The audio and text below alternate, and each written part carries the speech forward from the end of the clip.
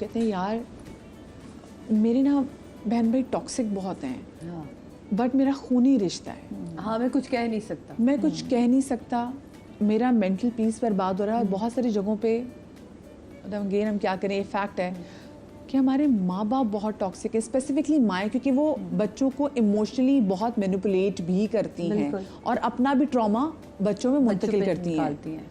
लेकिन इसमें मुझे ऐसा लगता है कि शायद यहाँ ये भी इस बात से एग्री करें कि यहाँ हमें ख़ुद को भी समझना होगा, अपनी भी तरबियत वेरी इंपॉर्टेंट। मसला क्या है कि अगर मैं ख़ुद टॉक्सिक हूँ ना, मैं ख़ुद नेगेटिव हूँ अंदर से, मुझे अपना ही आप अच्छा नहीं लगता, मैं अपने ही बारे में दो राय रखती हूँ, तो मैं कैसे हो सकता है कि इस ऐनक के साथ मुझे पूरी दुनिया ठीक लगने लगे।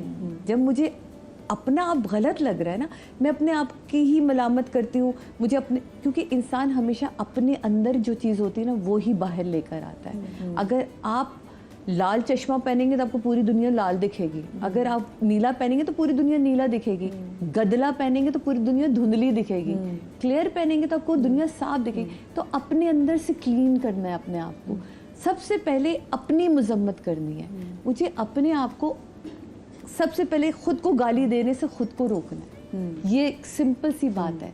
अब ये गाली ज़रूरी नहीं कि मैं गाली को गाली की तरह दूँ। मैं शीशे में खड़े होकर देखती हूँ, यार कितनी मोटी हो गई हूँ, बदशक्ल हो गई हूँ, मेरे बाल कैसे हो गए। लव योर सेल्फ यार फर्स्ट। आप अपने आप से प्यार करें। ये दुनिया में एक पूरी थेरेपी है कि जब आप अपनी बॉडी से या अपने बालों से, अपने नाखूनों से, अपने चेहरे से, आपकी स्किन ख़राब हो रही है, आप उसे प्यार देना शुरू करें, बहुत प्यारी बेहतर हो जाती है। जब आप अपनी ज़ात से मुतमईन हो जाते हैं, चीज़ें अच्छी हो जाती हैं। वो चीज़ प्यारी, आप जिस चीज़ को प्यार से ट्रीट करना शुरू करते हैं वो प्यारी होना शुरू होती है। वही वाला, लेकिन वही बात अपने सवाल की रिफ्लेक्ट करती है आपकी बॉडी से। That is absolutely right. That is all self love. लेकिन ये भी है ना, हमारे पेरेंट्स ने बहुत दफ़ा ये होता है कि जो माँ बाप होते हैं वो बिलिटल कर कर ही बच्चे को बड़ा करते हैं। तो ख़ानदान में ये होता है कि तुम्हारे कज़न ने ये किया, तुम अभी भी ये हो। वो जो एक होती है ना, इसकी शादी हो गई, तुम्हारा देखो। किसी की जगह पर जाएंगे तो ये जो हमारे अपने ही लोग होते हैं ना, they really pull us down. और जब एक इंसान ऐसे स्टेट में चला जाता है, then we become clinically depressed. Even good words don't work on us, because वो एक चीज होता है, डैमेज तो हो चुका है, वो एक डैमेज हो गया एंड वी आर लाइक अब ऐसा ही है। And then we start the same trait with someone who is new. अच्छा, और दूसरी बात ये, जो पहली चीज़ जो कि बहुत कॉमन है वो ये कि जो माएँ कंपटीशन करती हैं बच्चों का, आपस में भी बच्चों में जो कंपटीशन करती हैं, कुछ माएँ ऐसी भी होती हैं उनको नहीं पता होता।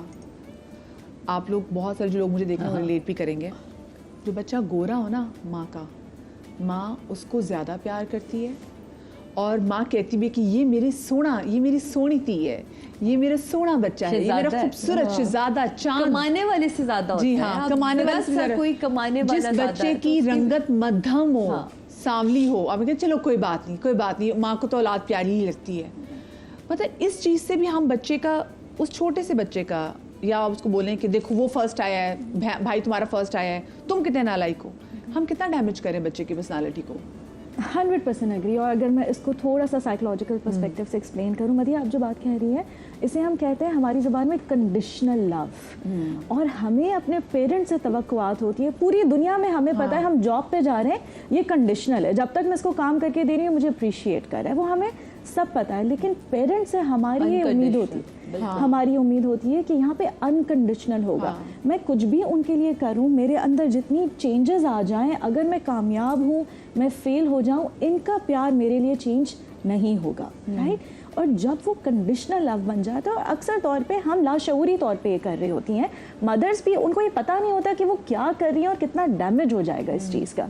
लेकिन जब वो कोई कंडीशंस बना देती हैं कि मैं इस बच्चे से इसलिए अटैच हूँ क्योंकि ये मेरे साथ इस तरह करता है, क्योंकि ये हमेशा मुझे आकर पूछता है, दूसरा वाला खामोश है, ये रौनक है घर की, ये मुझे कमा कर दे रहा है, ये खूबसूरत है, ये घर की रौनक है। बिल्कुल। तो हमें कंडीशन अटैच करती है, जब तक ये आप उसको प्रोवाइड करते रहेंगे मदर को, वो आपसे प्यार करेगा, तो आपकी अपने आप से रिलेशनशिप जो है वो मुतासर होने लगती है कि मैं तो शायद सिर्फ इसीलिए वैल्यूएबल हूँ क्योंकि मैं जो हूँ ये सारी कंडीशंस पूरी कर रहा हूँ। जिस तरह सादिया की बात है कमाने वाला, और बेटों पे अमूमन तौर पे हमारे यहाँ ये प्रेशर होता है कि ये तो पढ़ाई में बड़ा अच्छा है, ये तो इंजीनियर बनेगा। ये बेटियों पे भी है, ये जो जेंडर अगर कोई एक डिस्क्रिमिनेशन बेटी है, निकल के कमाने लगी तो उसकी शादी नहीं होने देते हैं बड़े अरसे तक कि भाई ये कमाने वाली है, अगर ये चली जाएगी तो घर कैसे चलेगा। ये बड़ी ऐसी हकीकतें हैं जिनमें आंखों में आंखें डाल के हमें बात करनी होगी।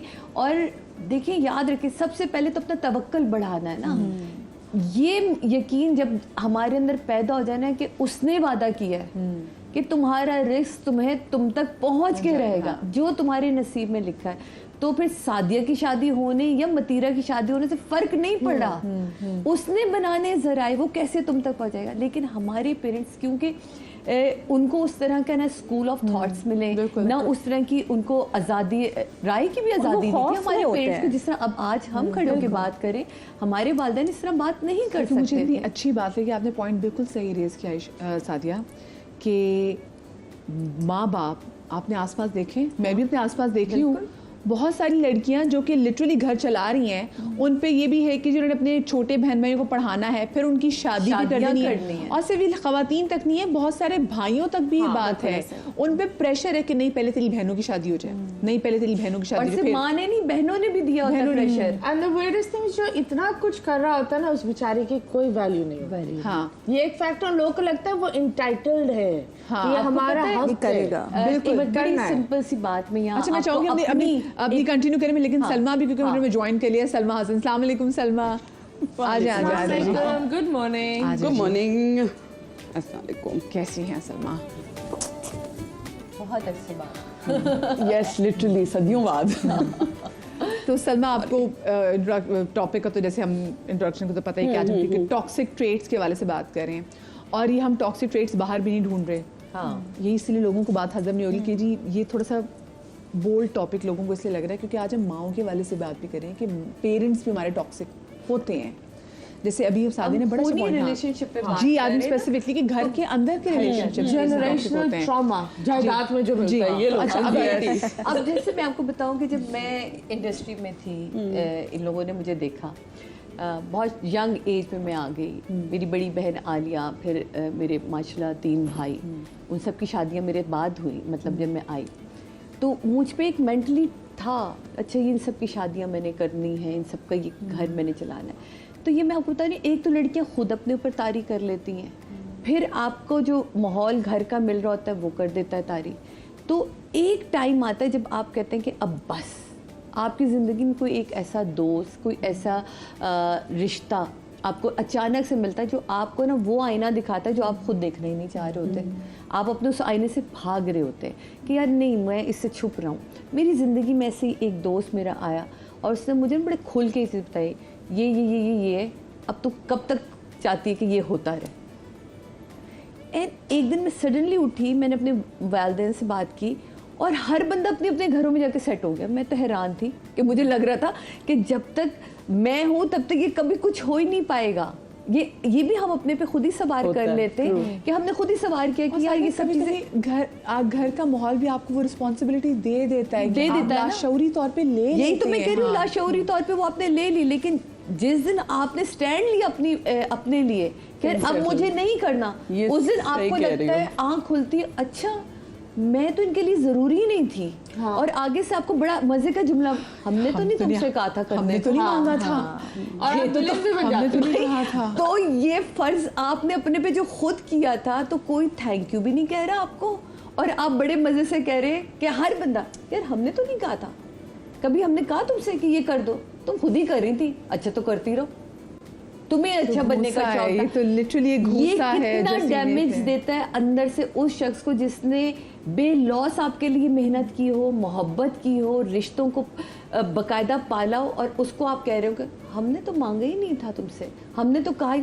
अच्छा तुम कर रही तो हमने कहा करो, तुम्हें अच्छा बनने का शौक था तो अच्छी बनने का शौक था। हाँ, अरे अगर तुम लोग उस वक्त हाथ पाँव चला रहे होते तो मैं भी थोड़ी देर मैं भी रेस्ट कर लेती।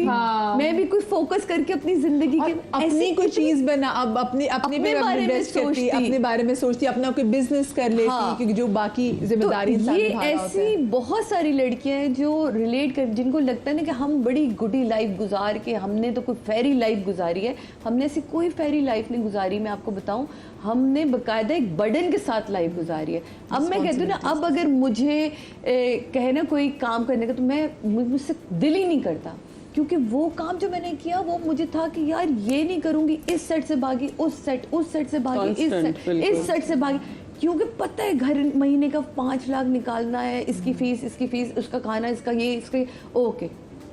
अब मैं सुकून में हूँ, मालिक का एहसान है, मेरा मियाँ ने कहा टेंशन नहीं लो, सुकून करो।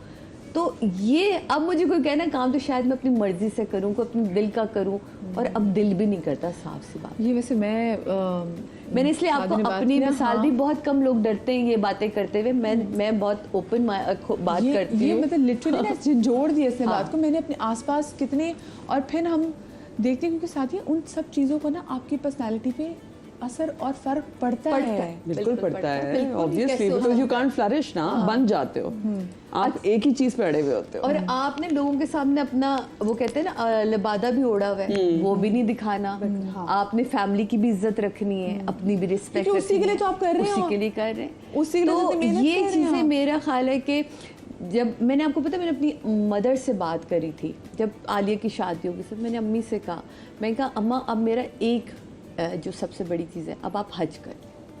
तो उन्होंने कहा नहीं, वो तो तुम्हारी शादी पर। मैं कहा नहीं, आप हज करें, हज के बाद आप जिससे कहेंगे मैं शादी करूँ। क्योंकि मुझे पता था, मैं बहुत बचपन से एक चीज़ सुनती आ रही थी कि अच्छा ये चली जाएगी तो क्या होगा। और फिर मैंने उन्हें बिठाया, मैं कहा अम्मा मेरे जाने से कुछ नहीं होगा, आपको पता ही नहीं अल्लाह मियाँ ने आपके लिए क्या, इससे बहुत बेहतर कुछ सोचा हो। मेरी ज़िंदगी में आने वाला शख्स शायद मुझसे बेहतर हो, जो आप लोगों के लिए बेहतर सोच रहा हो। तो ये चीज़ें होती। और माँ ने इतना उसका मेरे प्रेशर लिया था कि अम्मी मेरी शादी से 12 दिन पहले डेथ हो गई, क्योंकि उनको ये था कि हम नहीं सर्वाइव कर पाएंगे सादिया के बगैर, हम कैसे, इसने तो हमें हथेली का छाला बना के रखा है, एजी कैसे चलेगा, एजी कैसे होगा। जबकि पूरी ज़िंदगी मैंने उनकी सेटल कर दी थी, उनके पास उनका घर था, ड्राइवर था, गाड़ी था, ऊपर का घर रेंट पे देना था, उनकी ज़िंदगी एक साइकिल की तरह चलनी थी। लेकिन उनका अंदर का खौफ इतना था, इतना वो मुझ पे डिपेंडेंट थी, जबकि मैंने कभी नहीं चाहा था। तो मैंने ये मिसाल इसलिए अपनी दी कि लोग अपनी बात करते हुए डरते हैं, लेकिन शायद मैं आज अपनी बात करूँगी तो आप इससे रिलेट कर पाएंगे कि मेरे साथ भी यही हो रहा था या ये हो रहा है। लेकिन आप बिठाएं अपने वालिदैन को, उनसे बात करें, क्योंकि भाई बहन नहीं सुनेंगे, दे आर खुद गर्ज, और उनको इसी नज़र से देखिएगा। उनमें से कोई आपकी नहीं सुनेगा, उनसे आपको खुद पॉजिटिवली दूर होना है। कुछ रिश्तों से हम दूर होकर ना बहुत अच्छी ज़िंदगी गुजारते हैं, और यकीन माने वो रिश्ते तब मजबूत भी बहुत अच्छे होते हैं। क्योंकि अगर बिल्कुल वो साथ साथ रहे ना, तो एक तो अहमियत भी ख़त्म हो जाती है। मैं आपसे कहती रही हूँ,